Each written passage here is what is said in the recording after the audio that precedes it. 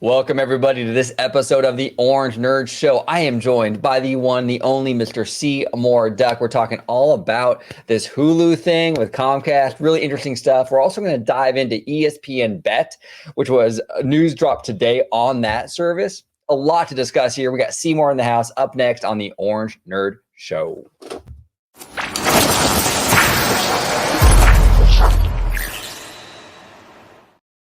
Welcome aboard, everybody, and welcome, Seymour. It's always good to see you, brother. Hello. Glad to be here.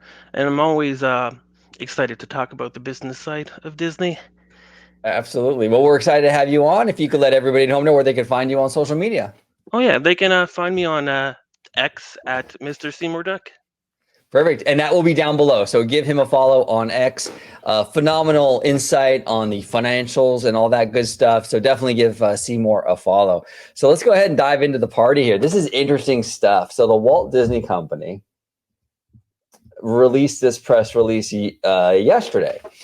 I'm going to read a little bit of it here. This is very, very interesting. It says here that the Walt Disney Company announced today that it will acquire a 33% stake in Hulu, okay, held by Comcast, following Comcast's November 1st exercise of its right under the put-call arrangement between the two companies. The acquisition of Comcast's stake in Hulu at fair market value will further Disney's streaming objectives. Okay, now this is very, very interesting. Now I want to add this in here. Because this is something that a lot of people were confused about, right? Like when the news dropped about the 8.61 billion, they thought that was the final number. It's actually not. What's going to happen here, it says under the appraisal process. So it's going to be by a third party be appraised, right, for the fair market value. Under the appraisal process agreed by Disney and Comcast, Hulu's equity fair value will be assessed as of September 30th. 2023. And if the value is ultimately determined to be greater than the guaranteed floor value, Disney will pay NBCU its percentage of the difference between the equity fair value and the guaranteed floor value. While the timing of the appraisal process is uncertain, we anticipate should be completed during the 2024 calendar year. Okay, so Seymour, this is interesting stuff, right? So Disney's saying, hey, look, you know what? This is the floor. It's 8.61 billion. That's what we're expecting to pay for Comcast's 33% stake in Hulu. A lot of people are saying that this third party might come in and it might be drastically different than the 8.61 billion. What are your thoughts on that? Do you think it's going to be in and around that 8.61 billion, or do you think it might go way, way higher? For me, I believe that Disney did their homework. And that when they valued Hulu, because they valued it much less than the floor value. Because right now, it's exactly the floor value that they're willing to pay for Hulu. And I think, yeah, like I said, Disney did their homework and they valued extremely less to the point where the margin of error, even if it got higher, would still be under that floor value. And when the third party comes in and does the fair value, I think it would be what it's showing now, the 8.61 billion. It's fascinating because there was a lot of, how Twitter is and social media and YouTube and all that stuff. There were people talking about 15 billion, 20 billion, and it's out of control, which is really funny to me, Seymour, because even Comcast, right?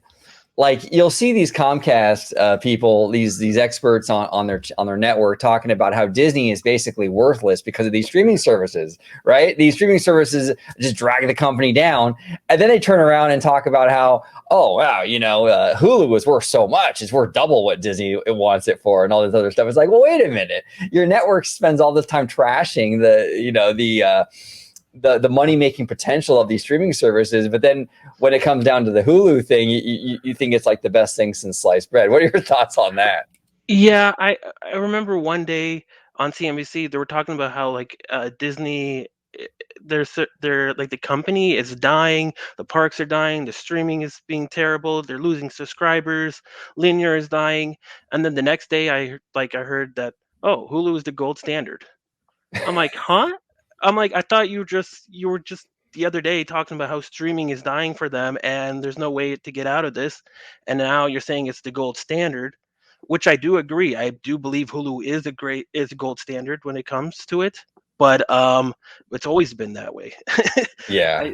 I, Well, they want their cake and eat it too. They yeah, want to trash the Mouse House to Exactly. obviously because they're a competitor, but then they also want Comcast to get as much as possible, so they got to like contradict themselves. It's kind of hilarious. Exactly. And part of this deal that it doesn't get talked about a lot is that they Disney does get a bit of a discount in the value that if they do invest after 2019 into Hulu and Comcast did not, they get a discount on there. And that doesn't get talked a lot. No, you never hear about that. You No, never no. hear about that because that's not sexy, right? The sexy Yeah. part, the sexy headlines are, oh, Disney's forced to pay Comcast, and that's what everyone reports on. But they leave that part out. You're right, Seymour, that the investment from 2019 to now, Comcast is going to have to fork that over to Disney, or a percentage of it. Is that how it works, basically?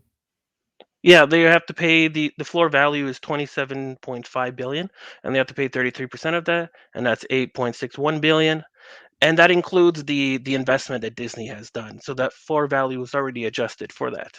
Oh, it's already adjusted for. Okay, Yeah. cool. And when you see in this which you highlighted, right? They pay now. So they pay that floor value, but then in 2014 they'll have to pay any additional costs if the third party deems it to be a little bit higher than what Disney deemed it as fair value.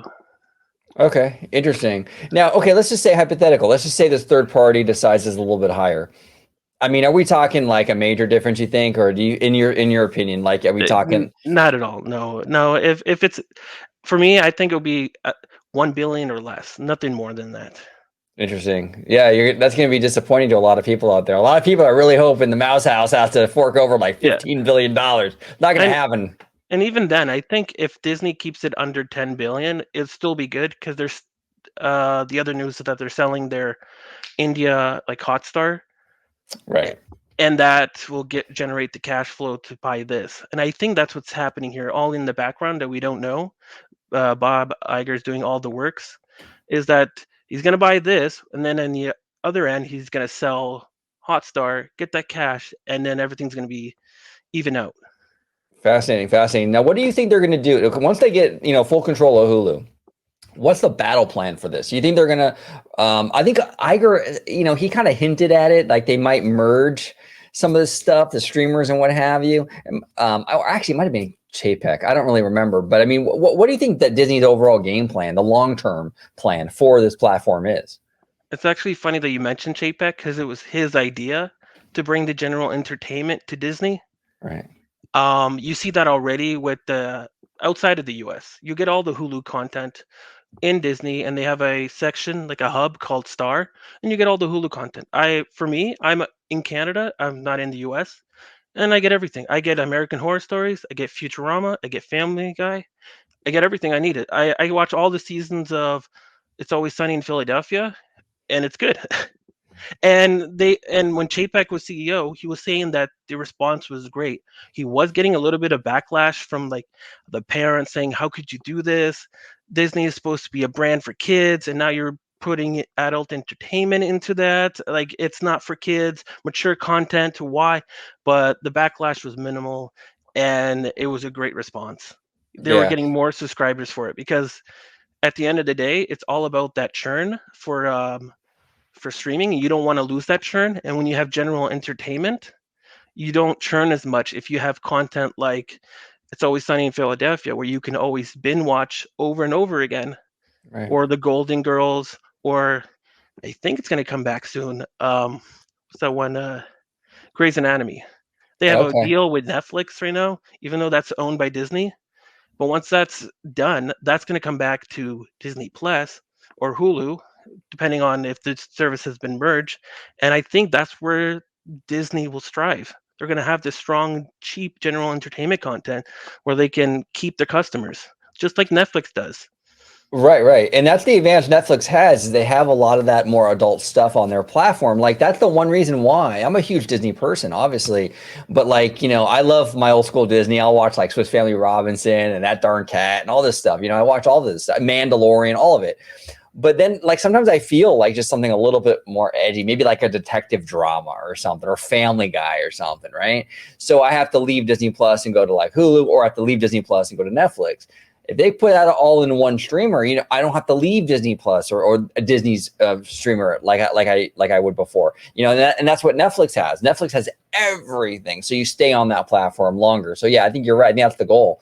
And it's interesting too, because Bob Iger, when he left the company and Chapek was kind of doing his thing, he kind of had opinions that sort of clashed with Chapek. He didn't really agree. There was like that friction. And then once Iger got in there again this past November, a year ago now, you started to see him sort of like reversing course and like, oh, okay, maybe Chapes was right on that, right? Yes. That reminds me. When he did his first interview, when he came back as CEO, he was saying everything's on the table, including the sale of Hulu. Right? He didn't think of Hulu being a primary aspect of Disney's future. But then after, when he went on CNBC, uh, he said, no, Hulu is important. He stepped back a bit and he realized that we need that general entertainment, because what's happening is that he's paying too much money on the Disney Plus side with the content. Too much. They're spending too much money, and if you're going to cut down on the content and the costs, you need to replace that. You need to Right. fill that gap, and you replace it with general entertainment. It's so much cheaper to produce. That's why you see reports of uh, She-Hulk being like 25 million an Yeah. episode.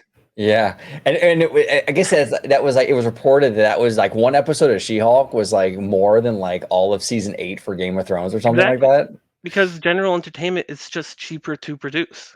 You have these high budget shows like She-Hulk, even though it didn't do that great, even though like it's you gotta they have to tune down that cost, right? And that's what Bob Iger said in the last big interview he had with David at CNBC. You got to cut costs. Yeah, no, they do. They got to get these costs down. And even on the movie side, a lot of these movies are like 200 million, 250. Hmm. Indiana Jones 5 was like 300 million, right? So they'll get these costs down. Like seriously, if the budgets weren't as ballooned as they were, a lot of these like films that were released in theaters would have been pretty decent hits. It was really those budgets that were really dragging a lot of their success down. So there's room to bring those budgets down. I know, like, speaking of Universal, I know they do like their animated films for like 100 million. And to be fair, like, a lot of their stuff looks pretty good, like Puss in Boots. It doesn't look cheap at all. I mean, the animation looks pretty good. So Disney can definitely bring that down a little bit and increase those profit margins. So it'll be very interesting. But yeah, this Hulu thing, it's fascinating. I think Iger is probably like just ready to move on from this, because this has been really the cloud over the company now for, gosh, a long time, months and months, and it's finally coming to an end. So There it's Sorry, I just wanted to say there sure. was one aspect. A lot of people online were saying, why don't they just sell Hulu, right? And Right. just keep that general entertainment content. You The problem is you don't want to lose those subscribers. They have 40 million subscribers, like over 40 million. And if you sell that to someone else, even to Comcast, right? They would keep those subscribers, even if they don't keep the content that's on the service. They'll keep those subscribers, and it's very, very expensive re- to get those customers back. Even if you try to migrate them to Disney Plus, you don't own those subscribers from Hulu. So it's very expensive, and I think this is why the crucial part was to own that in the future when they do integrate as one service, those subscribers can seamlessly come to Disney Plus instead of being a headache for them. Yeah, 100%, 100%. Interesting times, interesting times. Yep. Now we're going to move on to our next topic, which is kind of in the same wheelhouse, right? It's ESPN Bet, which is Disney's getting into the betting world now, right? This is very controversial, and we talked a little bit about this on X. I think we're both on the same page with this. But ESPN Bet to debut with a planned launch on November 14th. Says here a newly branded online sportsbook for fans in the United States is set to debut with a planned launch on November 14th, subject to final approval. ESPN Bet will go live in 17 states, and it lists the 17 states here. So overall, this is interesting. Now, this is going to be a massive moneymaker for Disney, I think. But what are your thoughts on? It's pretty controversial, right? A lot of Disney fans are like, "Oh, how could they do this? Oh my God, betting! It's so immoral," or whatever, right? What are your thoughts on them, on Disney, facilitating the betting through ESPN? For me, Disney is an entertainment company that caters to everyone in the family. Right. Not just to it used to be just those core Disney audience, but not anymore. You saw that when they bought ABC, you saw that when they bought Fox, ESPN, all that integrated into Disney is because they want to cater to everyone in the family. So when you have I believe the ESPN will be also integrated to Disney Plus in the future, but not now. But I believe that when you have that service, you can watch Disney, you can watch that general entertainment, you can watch ESPN for everyone, right? It caters to everyone. So Right. that No, yeah, you're 100% right. It does. It's everybody. They cater to literally what yeah, do they call that, four quadrant. Every single group. yeah, And it's interesting too because it's funny because I see a lot of this, especially because we're like we're so into this like Disney community on social media, what have you. A lot of fans, like you mentioned, like a lot of fans get upset. Like, okay, well, Disney, they shouldn't be getting into betting. Here's my issue though with that opinion. If Disney is going to purchase things like ESPN, ESPN is a big part of that sports world. If they're going to purchase an ESPN, it's not fair to sports fans to go there and water that product down and Disneyfy it because Disney decided to buy it, right? It was kind of like the Fox exactly.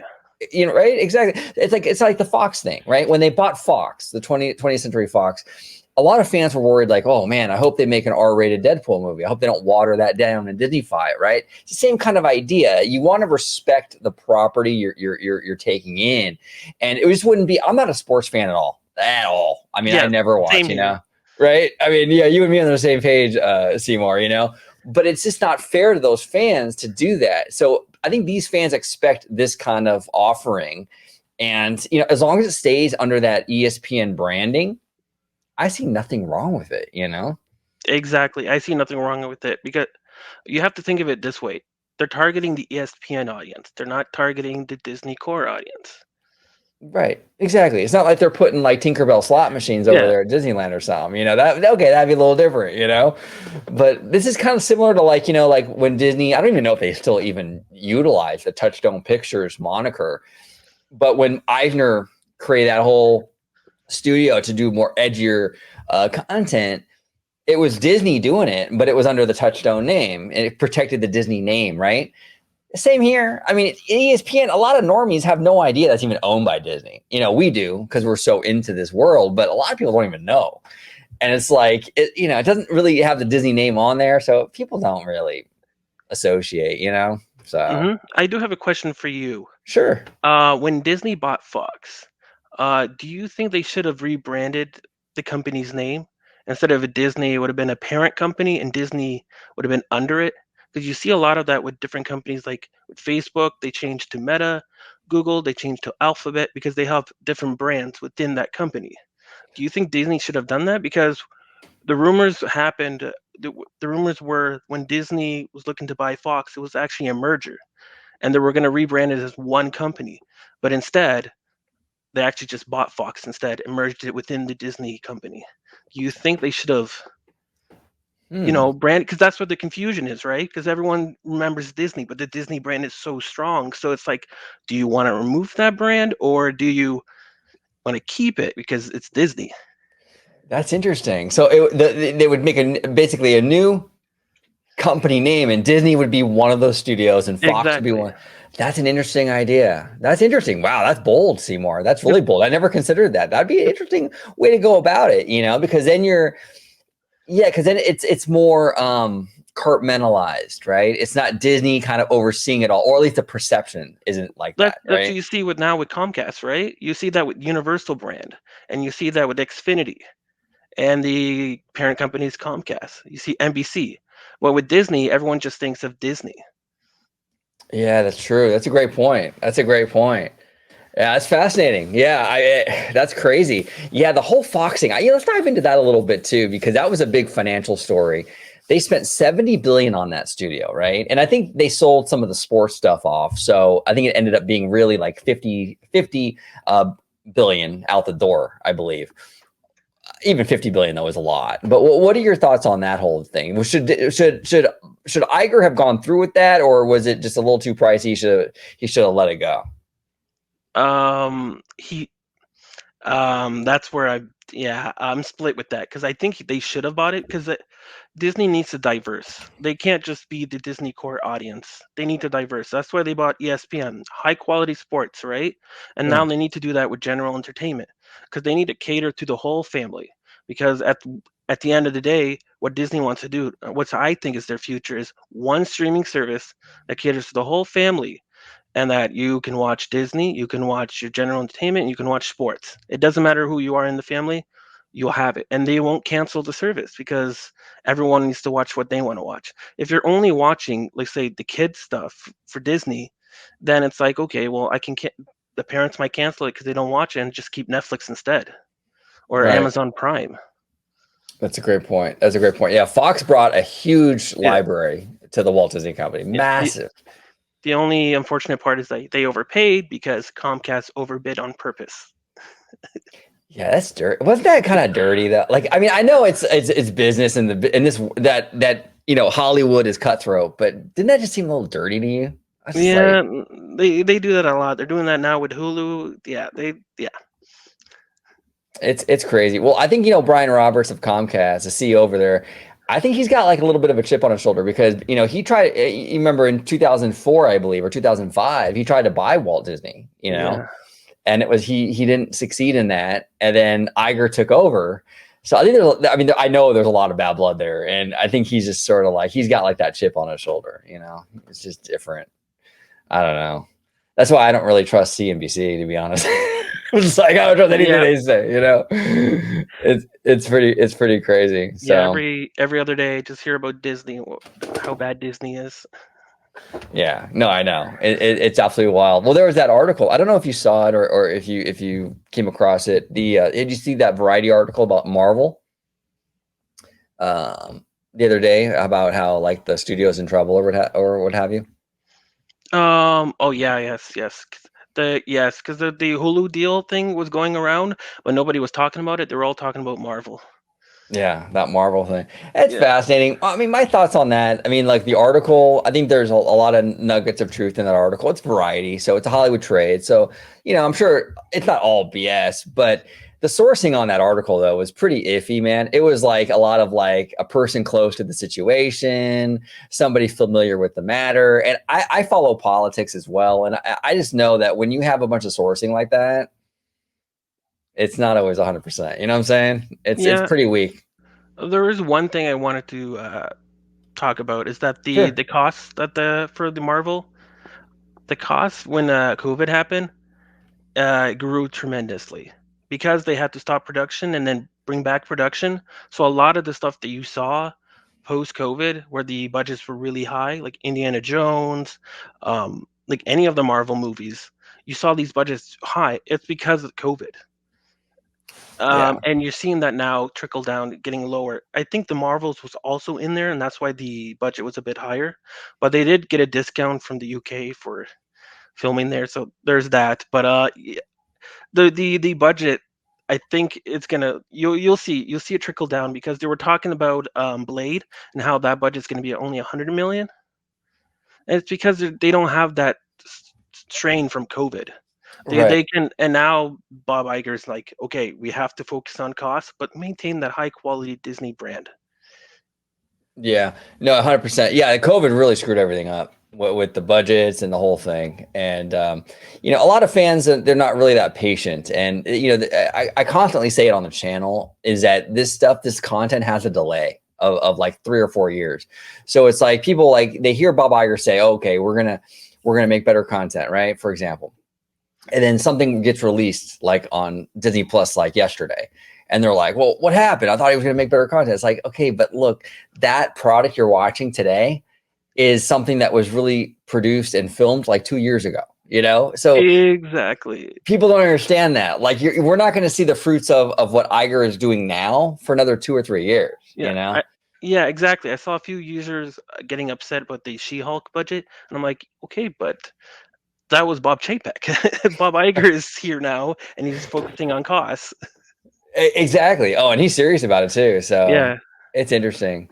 It's really, really interesting. So before we close it out, Seymour, I want to ask you overall, like the financial health of the Walt Disney Company, because it's really hard to really parse through all the BS out there. Because it's big money to talk about Disney, whether it's like in social media or whatever. It's very monetized. So there's this element out there of like almost like tabloid stuff out there where they're just, and it's really hard to decipher what's the reality and what's the grift, right? Basically.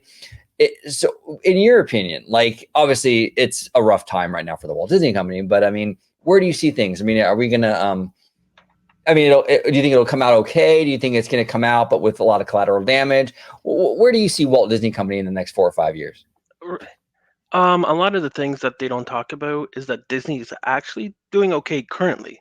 They're not doing that bad. It's the streaming that's taking a lot of the money away that they currently make. If you look at the revenue for Disney right now, right? The only time that the revenue actually was down was during COVID. Oh, And interesting.